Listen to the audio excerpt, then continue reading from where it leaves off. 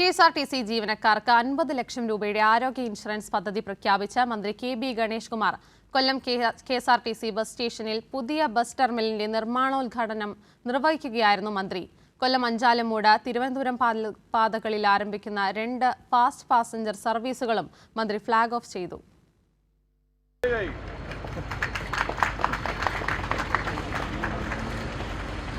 കഴിഞ്ഞ 5 വർഷം സംസ്ഥാനത്ത് ഏറ്റവും അധികം ബസ് സ്റ്റേഷനുകൾ നിർമ്മിച്ച കാലഘട്ടമാണെന്ന് മന്ത്രി കെ.ബി. ഗണേഷ് കുമാർ പറഞ്ഞു.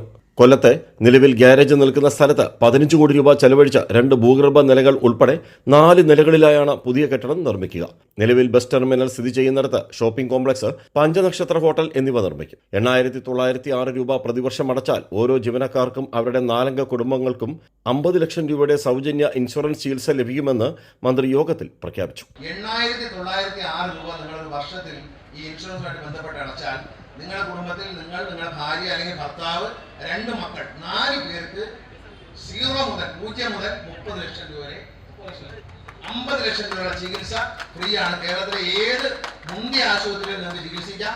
ഒരാളെ കിഡ്നി മാറ്റി വയ്ക്കണമെങ്കിൽ പോലും ഒരു പ്രയാസമില്ല. 50 ലക്ഷം രൂപ ആവശ്യമില്ല, 7 ലക്ഷം രൂപ മതി. പക്ഷേ ആ ചികിത്സയ്ക്കടക്കം 50 ലക്ഷം രൂപയാണ് ഇപ്പോൾ സ്റ്റേറ്റ് ബാങ്ക് ഓഫ് ഇന്ത്യ പറഞ്ഞിരിക്കുന്നത്.